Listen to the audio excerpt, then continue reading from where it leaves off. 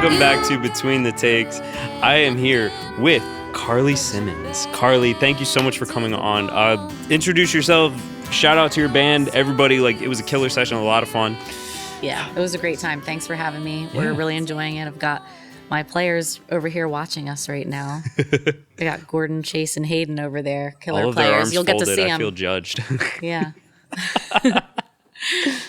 Yeah, you guys were fun. When you told me, is it lap steel or pedal steel? Because they were making jokes that you said pedal steel, and that was wrong. I always say pedal steel, and then they always have to correct me, or I just am like, wait a second, did I say it wrong? And they're like, yeah. I'm like, God, I'm gonna look like an idiot.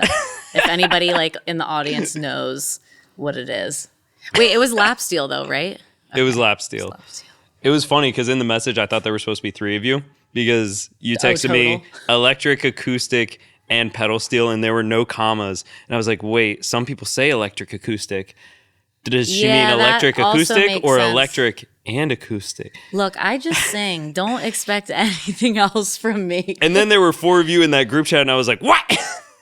Yeah, a little misleading, I think. That's okay. It's okay. But I see now because, if you can play an acoustic guitar, electric. It was cool, though. It was a lot of fun. The lap steel was the first time I've had it on the session. So, like I told you and I told him when he got here, I was so excited for that because I've always wanted to work on that. I did a live event that had a lap steel. Or no, that one was a pedal steel, but it sounded so cool just to mix live. And it was just different. So it's such a fun instrument. It really adds a lot to it. So that is the epitome of country western. Yes. I know. That's why I needed it. I'm like, okay, I want to do something stripped, but I need a little twang in there. So I was like, Hayden, come on in. Yeah. No, it was a lot of fun. You killed it. What were the name of the 3 songs again?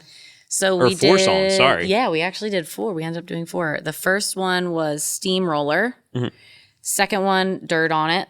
Third one, Sugar and Salt. And then we did a cover of Hell on Heels by Pistol Annies.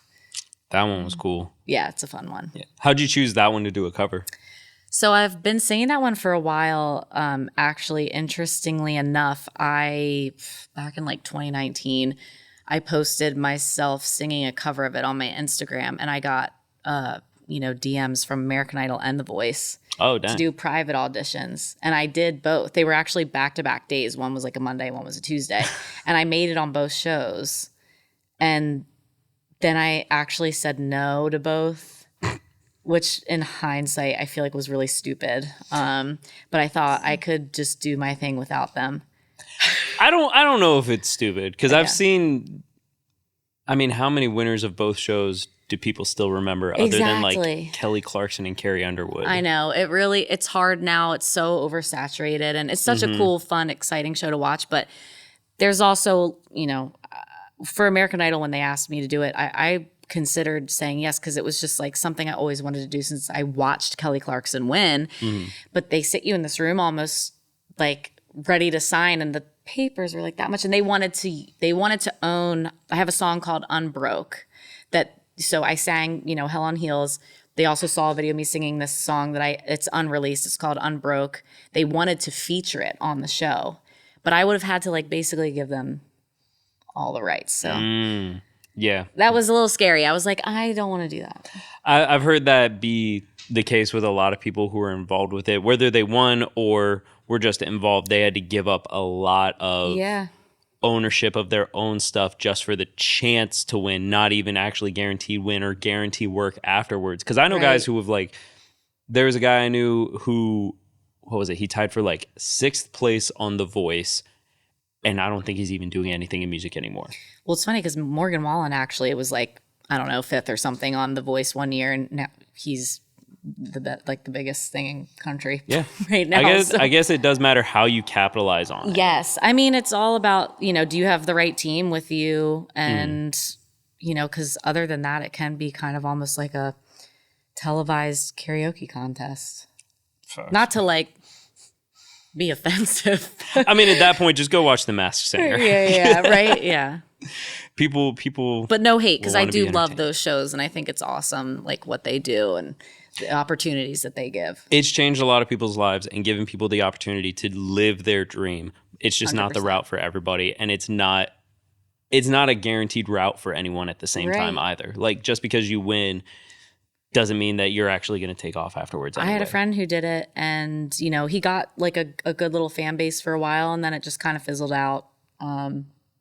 Yeah. And he honestly was kind of one of the people that was just like, here, if you do it, then this, and this might happen. But also here's the, you know, pros, here's the cons. But like, you know, maybe you have this other opportunity. I ended up moving. I chose to move from LA to Nashville. I was supposed to be signing a record deal and like a label deal. And it was going to be me being the flagship artist, like the first artist signed to this umbrella label under Universal. And the guy who was heading it ended up going through some sort of either medical or financial issue, something. Anyway, he dissolved the label. And after I moved there, and it, whatever. But you know what? I was in Nashville. I was where I wanted and needed to be. And I got to, you know, write and work with and record with a lot of super talented writers and musicians. So, I mean, everything works out the way it's supposed to. Yeah. I mean, listening to your stuff before you got here today, I could tell that you knew what you were doing, but also surrounded yourself with people who knew what they were doing. Yeah. Even just your band today, like, these guys know what they're doing. Yeah, everything awesome. Sounded really good. I know, I'm so lucky. They all know their spots in the songs. They're talking about like who's in what range, actually organizing like, all right, let's do this by the record. Let's do this like 2 extra bars after the measure. Like, it's just cool seeing guys who actually know what they're doing do it well.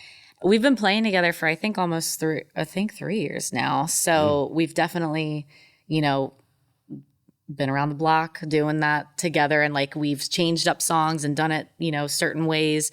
And I think it's great to have people that truly love the craft, but also I think a lot of us are really perfectionists, which maybe is a musician thing altogether. Yeah. Yeah. But a little self-deprecating, but you know, it makes everything good because everybody wants to be sound good, and you're not just gonna lay down a take or come up with something and be like good enough and move on. You want to make sure it actually is good enough. I feel like sometimes we get off stage and we're all like, we all bring up all the things we did wrong. I'm like, oh, I sang the wrong word, I forgot this, or my voice cracked or something, and they're like, yeah, I messed up the thing on the. I don't even know the lingo when they talk to each other about stuff. They're like, yeah, on the 4, 2, 5, whatever. I have no idea. On 7 flat 4, I was playing a major 9. Felt stupid. One ear out the other.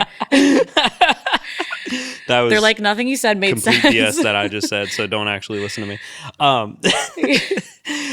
But you were saying that you moved from LA to Nashville, and now you're on the East Coast. Like, you're here in Philly. Yeah. Now, how did that whole journey come about? So I'm from originally from Delaware. Okay. When my parents divorced, one of them moved like right over the border in Pennsylvania in Kennett Square, and then my dad stayed in Delaware. And now my husband and I live in Chadds Ford. So we're like, you know, suburbs of Philly, I guess, a little outside of Philly. Yeah. So anyway, I was living in LA for 5 years, moved to Nashville. The plan was to be there like long term. And then during the pandemic, I lost my job. I couldn't afford my apartment anymore. Honestly, I had all these songs like under my belt, but like nothing was really recorded in a way that was worth putting out there. And I was just scraping by. And during the pandemic, when I came home, moved back in with my dad, and I actually got my real estate license because I was like, I need to figure out my life. I can't just keep waitressing and working in clothing shops forever. Like I have to figure something else out. And I ended up doing really well with my real estate. And now I actually can afford to, like, that was the first time I was able to afford to get my songs produced and with quality, and be able to, you know, I still travel to Nashville as much as I possibly can. I was just there on Thursday night. I played Whiskey Jam. So, I came home for financial reasons and the pandemic, and then my husband and I started dating. We know each other from high school, and we rekindled, and so we got married. So now I'm stuck here. Stuck.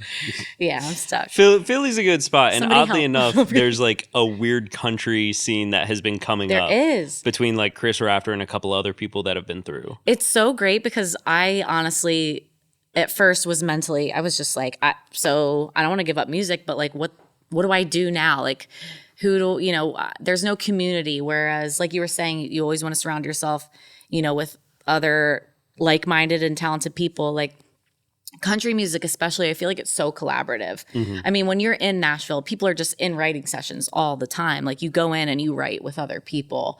And I love doing that because I'm terrible at guitar. Like it takes me so long to try and fumble through to get anything written myself, which is whatever. But I was just like, I'm not going to have that same community here. And now I feel like I've got to work with my band, which has made everything so much better. It's made me be able to stay on track and keep doing music without having to be in Nashville. And, and then also meeting Chris, and we've done a couple shows together. We've done, like Milk Boy, and then we're doing Brooklyn Bowl, whatever. But it's just fun to be around other country artists. And the longer I do it, I realize, okay, Philly actually does have a scene. Yeah. It's great. I'm excited. Philly's a great home for almost every genre. But now that you're saying it, it is very true. Like country is one of the more collaborative genres out there. Like thinking back, like I love like Billy Strings. Yeah. Billy Strings has collabed and worked on songs with I don't know how many artists. I feel like almost every country album I ever see anymore, or any like folk bluegrass artist I see, like there is some artist I know, even if I don't know the main artist for the album. Yeah. Yeah. It's weird because it's like this special genre, I feel like, where people collaborate. I think honestly the other genre that's as collaborative as country is probably like hip hop and rap. You always see other artists like hopping on and they're collaborating together and doing features and stuff like that. And then other than that though, I mean, like in pop, I think a lot of times, with not every artist is like this, but some artists, they don't write any of their songs. They just like pick songs other people write, and it's just like them doing it, and they have their team, whatever. But country is, I mean, you're buying a song someone else wrote. You're not making your own sound, right? Like in country, and that's not everybody in pop. I don't want anyone to think I'm saying that, but a lot of the time, trashing pop here today. No, but you're right. In country, everyone has more flexibility, I think, to their sound, or at least more flexibility in their own musicianship, in their own voicings. You can tell that it's their style when they're singing it, but you can hear them bring it to other people's work at the same time. Well, if you look at the credits on a lot of country songs, you'll see too, it's usually multiple people that are writing it. Oh, yeah. And it's funny because you'll see people that are, like you were saying before, like Miranda Lambert or someone, a big artist, you'll see that they actually wrote a song that they didn't cut themselves and another artist cut it. Yeah. So I don't know. I like it. It really, they treat it like a 9 to 5. Like you go down to Nashville, you get up, you go do like a writing session. You're working on music like 9 to 3, and you go to like the Red Door. Like that's one of the most popular bars that, writers go to, and just everybody writes music and then drinks beer. Listen, if it gets the job done. Yeah. Can't. And then listens to other people play music. It's just, yeah. Find the next person they want to write with right there. That's really cool. Since you're from Delaware, how did you decide to like pick country music? Like, why was that your style of choice? So it's actually interesting because that wasn't like growing up. I actually sang more so like R&B and Motown. Ooh. Like in middle school, the first time I ever sang in front of anybody, I sang "I'm Going Down" by Mary J. Blige at my talent show. The next year I sang "Never Loved a Man" by Aretha Franklin. And then 8th grade I sang "Fallin'" by Alicia Keys. And I always just thought that's what I wanted to do. And then I kind of got into almost like indie pop, kind of sound. And then I moved to LA and I started doing kind of like top lines, and I did a song with a DJ, Gazzo, and actually Tiesto started playing. We did a cover of Kids by MGMT, and Tiesto Tiesto started playing that like at all the festivals, and I was like, whoa, my God, I made it. Like, I'm gonna be famous, and like this is crazy. I've only been in LA for like 3 months. I can't believe it. And then like literally fizzled out. Like nothing ever came from it. Got into a writing session with an artist. It was a friend of mine that was in artist development at Universal BMG. And he was just like, I really see you in country. And I grew up listening to Shania Twain, Faith Hill, Tim McGraw, George Strait, like all Dixie Chicks, everything. Well, the Chicks now. But I was just like, for some reason, hesitant. I didn't see like how the soul and the like in it. I guess I just wasn't whatever. He was like, just do. I didn't. I don't know. I just kind of like never entertained it, and I was like, no, I want to be like jazzy, R&B, soul pop. Like I thought. I don't know what I was thinking. Amy Winehouse meets Lana Del Rey meets Aretha Franklin. I don't know, which is wild. And then he was like, just please, like, let's do one country writing session together. And then we wrote my song Whiskey Kisses, which I have out on, all the streaming platforms. And I fell in love with it. And I was like, wow, there is so much soul in this. And if you listen to that song, it has heavy, it's got like kind of like a gospel-y choir feel to it in parts. And yeah, I just was like, you know what? Country is like so flexible too. Like it really can sound like a lot of different things. Yeah. There's like country pop, and then there's bro country. There's blues country. There's outlaw country, southern rock, folk. The subgenres within country. And the nice thing about country too, country fans don't get mad when you jump around those subgenres. Right.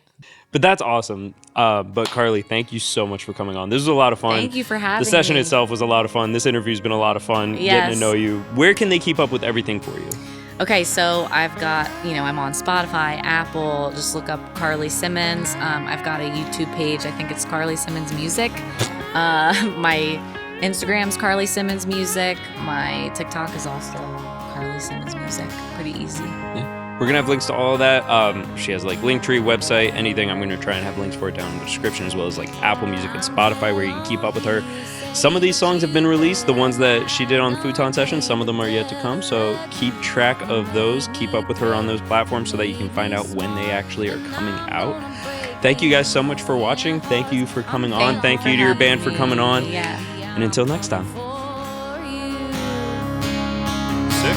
I'm hell on heels, say what you will. I done made the devil a deal. He made me pretty, he made me smart. I'm gonna break me 1,000,000 hearts. I'm hell on heels. Sugar daddy.